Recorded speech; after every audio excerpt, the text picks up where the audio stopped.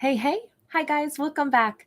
All right. So we are going to do another bonus general message. And this one is kind of special. So I had one of you, E.DUnn, if you're out there. Hi, sweetheart. E.DUnn had contacted me a little while ago on my channel and asked me if I would do a storytelling on Ophiuchus. So if you're unfamiliar with that, so you know how we have our 12 zodiac signs, and then there's been talk that really we should have a 13th, and Ophiuchus would be the 13th, and it would sit somewhere between Scorpio and Sagittarius. So like November 30th through I think like December 18th, I want to say. Anyway, so take that or leave it. You know, I'm not an astrologer and I'm not a psychic or anything like that. I'm a storyteller. So I like the mythology that surrounds this stuff. So I want to begin by talking about that. So in the night sky, there is truly a constellation, and this is it. And it has a couple different names, and lots of mythological stories also have multiple meanings to them, but I'm just going to kind of touch on two of them. So first off, this is interesting because this is a large constellation. And the word Ophiuchus comes from the Greek word that means like serpent bearer. So even though I know it's hard to imagine, this is actually this huge constellation right on the celestial equator. So basically part of it is in the northern and part of it is in the southern hemisphere. And that's the only constellation that we have that's actually split in two. So even though it's hard to imagine, in the middle here, we would have Apollo, the figure of Apollo standing here. And this represents the serpent. The serpent is kind of like wrapped around him and he's fighting the serpent. Now the mythology, well, there's two pieces we'll talk about, but the first piece of mythology comes from, of course, the Greek culture. And it's about the god Apollo, who decides he needs to go and slay the python that protects Delphi. Her name is Pythia. She's the Oracle of Delphi. And so he goes and he does that. He slays the python. And then, you know, of course, the Oracle of Delphi would get messages that she would then convey to those that were coming to ask her for advice. Well, those messages were actually given to her by Apollo, who would, you know, whisper that into her ear. So that's one of the mythology stories. The other is one about Asclepios, who was like one of the fathers of medicine in the Greek world. And they said that he saw a serpent that had been cut in two, and then another serpent came to him and carried some healing herb, and it helped, you know, put the serpent back together. And from that is where he got the inspiration to look into the, you know, medicinal world for different herbs and things that could heal, you know, rended, you know, tissue and such. So we have a story of what I think is more significant about this, first off, is the story of the fact that it's our only constellation that's split in half. And then the fact that it correlates with stories of, you know, Apollo and Delphi. So like, you know, divination and things like that. So I feel like that's kind of a fun way to begin this story. So I just wanted to mention all of that first, because you guys know I really like mythology. Now, because I have been to Delphi, I've been all over Greece many, many times. And many of the photos out of this are from Greece. I made many of my own decks, and this one I call my Ancient Water Wisdom Oracle deck. So we're going to go ahead and shuffle and see if we get a message out of one of my own decks to see how we begin this story. So this is specifically a storytelling for the sign of Ophiuchus. So let's see what we get here. And by the way, you know, I'm sure you'll find lots of other folklore and mythology, because there's arguments about, especially about the story of Apollo and the serpent and why and if all those things happen. So there's always more alternatives to mythology. So it says, if you don't know the answer yet, it's because you aren't supposed to. Good ideas take time to mature and grow. So this is a photo that I took not too far from Delphi. It's just on the other side of the Pindus mountain range. So this is taken at one of my most favorite places in central Greece, about 2 hours away from Delphi. But this is an uninhabited little island that is actually named, basically it means only olives, because that's the only thing on the island, because it's uninhabited. So only olives. And, you know, this is my writing as well.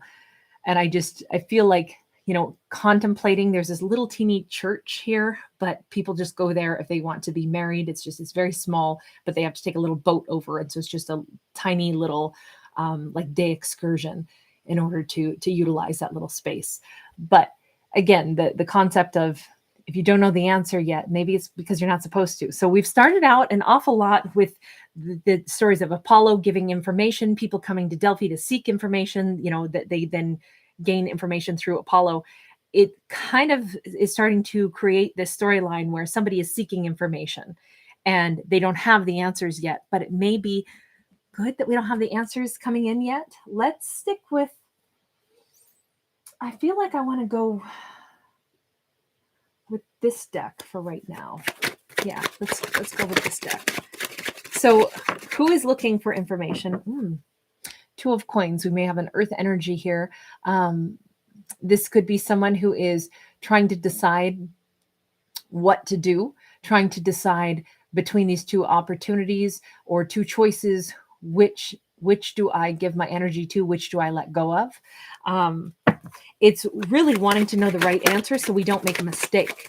That's how this story begins. So somebody's probably trying to seek information. This is nice because this 9 of Coins is less about, figuring out how to balance our checkbooks. It's less about money and it's more about, where's our happiness? This is not to give an answer as to like, what thing should I do? Should I do this or should I do that? What's going to give me the greatest payout? It's more like, instead of stressing out about what should I do next, this is about being present in all the abundance that we currently have. Take a moment, connect with nature. In this case, he's offering a half a watermelon to the birds and just like really enjoying the act of giving instead of having to make intense decisions. So there's a sense of finding one's abundance in just exactly where somebody is right now, not rushing off to try to figure other things out, not rushing off to try to get things, all the answers right now. Sit in a state of abundance, and it's not just like enjoy our own abundance though. It's like when we are factoring in how abundant we are, giving to others, especially in this case, giving to this bird, is kind of a remarkable thing to choose to do. So we've got a very different look at someone is choosing not to make it all about them. Okay, that's what I want to say. Yes, I need to figure out what to do next, but you know what? It's not all about me. Let me make sure I don't tread on others. Let me make sure the abundance that I've already received, let me share it with others, and maybe I'll get clarity as time goes on. Now, here's the thing. We have conflict entering in here. We have somebody who is very demanding, somebody who is extremely, with this Queen of Swords in the reverse, somebody that doesn't really, either they don't respect people's boundaries. I feel like this is very demanding, very much like my way all the time. And I think if that's maybe the person we're trying to decide, how do I handle this? What do I do about this? How do I interact with this person? Walk away. Don't engage. Our life will be simpler when we look at how much happiness this person has found. So first, we're in a state of like, I don't know what to do. She's kind of pensive. She's carrying her children. She's barefoot. Like this can be really stressful. A lot of burdens of not knowing what to do. Then we go, no, you know what? I'm going to actually take a moment, breathe, enjoy my life, enjoy who I am. Then we got to face whoever this is, who's very difficult, who's not respecting boundaries. And because we took a break before, this could be like, hey, I'm going to take a day off before I come in and I'm going to discuss whatever I need to with maybe a very demanding boss or coworker or relationship individual. I first get grounded. I first find a way that I feel comfortable. I remember my worth, my value. And then if I face off with this person, I can allow them to show me their true colors. If this person, I can sense I'm not going to be able to work with them. They don't want to be fair and equal. They want it their way. They won't budge. That will give me the clarity that I need to answer that first question, which is, what do I do? In this case, it's like, if someone won't budge and they won't respect boundaries, then I walk away from it. Why negotiate with someone who's not going to negotiate at all? Why stress myself out on negotiations that are not going to be possible? But again, before we assume that we know how someone's going to behave, let's ground ourselves. Let's clean our energy up. Let's make sure we are in a place of both giving and receiving. So we walk in with an open heart to whatever this conversation is, only to discover if they still won't cooperate, then I have my answer. And I have it so, it's so obvious to me because I don't want to be involved with this. Whatever this is, if this is a relationship, if this is a friend, if this is a family member, if this is a boss, it's we can take all the stress out of trying to decide what to do if we first get calm and then we just allow them to look at the difference in energy of these two characters. This person is walking in calm, giving, ready to negotiate, coming from a place of abundance, not afraid to share, and they're met with hostility. And if that's the case, then it's very clear that these two have to go separate ways. Now, let's not forget, this is our only constellation that is split. This may represent the split between, well, there's definitely the split between the characters that we see here. This is two distinctly different personality types. And it leads to our answer, which is it might be time to go. It might be time to go. We can go our separate ways because I'm going north and you're going south. That big old constellation sits smack dab in the middle of the celestial equator. Well, we are on either sides of the equator, as it turns out. But that's okay. It's okay if that's what we needed to discover, you know? And again, that's exactly what our first message is if you don't know the answer yet, it's because you aren't supposed to. Good ideas take time to mature and grow. It's almost like we couldn't have known the right choice until we saw how someone else was going to play this out. Once we see that, it's like, oh, simple. I now know exactly what direction to go. Tell me, where are we headed? Sorry, guys. Wow, we're headed someplace freaking amazing. So soon as we depart, we are headed to a place where we do cooperate. We're headed to, I mean, this is a soulmate energy. This could be that we're leaving behind a very difficult relationship. We're separating from someone. And as we walk our own direction, and keep in mind, when I say walking our own direction, what I really mean is we are walking in our personal truth. Like, hey, I want to be lighthearted. I want to meet people that are amazing. I want to be in a state of like gratitude and abundance and cooperation with any person that I encounter, especially if we're talking about relationships. So if that's the energy that I carry with me, that's why I'm going to meet someone. This could be, heck, if we move out and move someplace else, if this was like departing from a relationship, if we may wind up meeting a neighbor who is awesome. This is our soulmate. We wouldn't have met them if we hadn't had to move out of that other house by leaving that relationship and moving into a new place. But you notice these two are like side by side. If this is about career stuff, this is like, we might even, you know, be saying goodbye. Yeah, it looks like I'm quitting. Nope, we couldn't work stuff out with the boss. So I'm going to go ahead and go someplace else. And someone who sits in the next cubicle goes, you know, I work a second job and it's amazing. Why don't you come over there? This could be someone in the next cubicle who says, you notice how they're handing something over to each other. They're sharing information. They're sharing resources. They're sharing love, or they're sharing friendship. Soulmates don't have to be romantic, but almost as quickly as we're walking our more authentic path, going toward things that are more abundant, bam, here comes someone who I don't think we would have had this encounter with them if we hadn't first left behind that other situation, and left it in such a graceful way. Also, you know, we left for the right reason. We left without drama. And now we're encountering someone who has either information to give us or cooperation, but it feels like it's someone that we live next to or someone in the next cubicle over. It's pretty remarkable because it's a night and day difference, right? When we see how cooperation feels, whether that's like, wow, this person is an amazing new boss, or this is a lover and I cannot even believe, how could I have ever been contemplating that the previous person who wanted everything their way, who wasn't respectful, who maybe had a lot of rude things to say to me and cut me down an awful lot, how could I have ever even contemplated staying there when this new person is so amazing? This is so sweet. That death card says, you notice how she's on the stage and she's actually pulling back this velvet curtain. And what we really see is, you notice that we've got this skeleton here behind the curtain. We're seeing it for what it was. I now know without a doubt why I had to leave that behind. I thought I didn't know what to do. I did. I just needed to let somebody show me who they were. I needed to see behind the curtain. This person might have had quite a nice facade for a while. You know, Queen of Swords in the upright is somebody who can be, say this is a boss. You know, you start working there and the boss is like, you know, they run a tight ship, but it's like, yeah, but they're fair and they're, straightforward. Maybe they're not a whole bunch of smiles, but, they're respectful. They hired me because they appreciate, my expertise. And then as soon as we're there, it's like, wait a minute.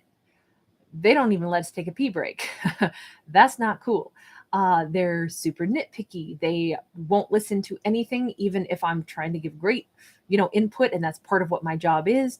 They're not polite. They're, just so many details that come to light. And it's like, wow, it's not quite what I thought it was. I had a sense it was not going the right direction, but I needed them to reveal themselves fully. So then I know that it wasn't just, me being unwilling to be cooperative. I feel like whoever this is wants to make sure that they leave something for the right reason.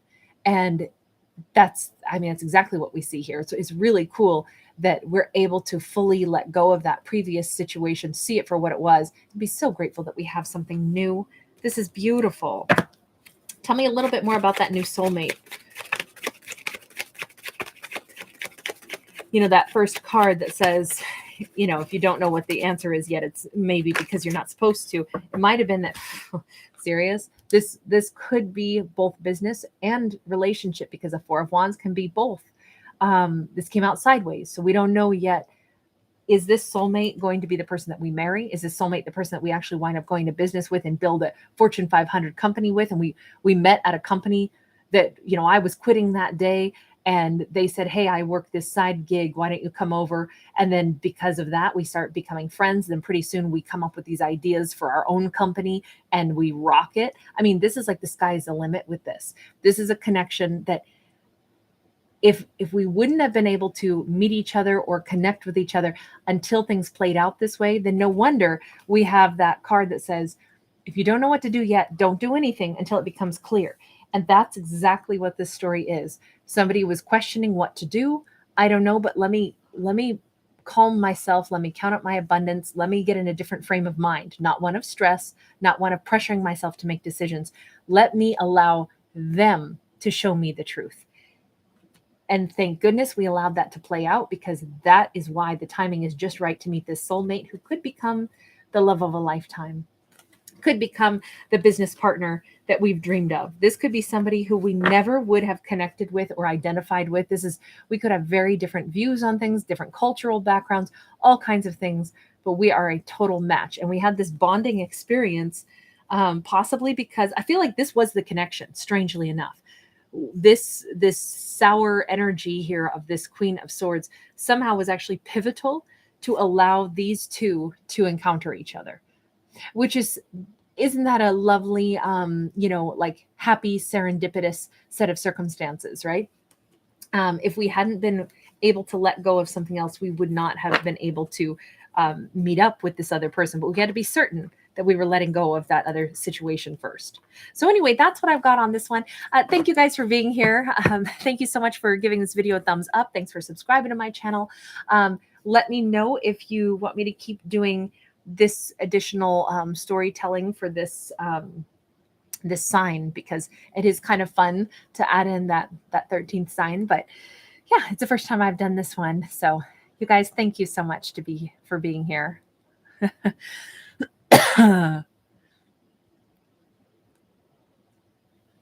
Demanda, Dr. J. Young, the Queen of Swords in the reverse is Demanda.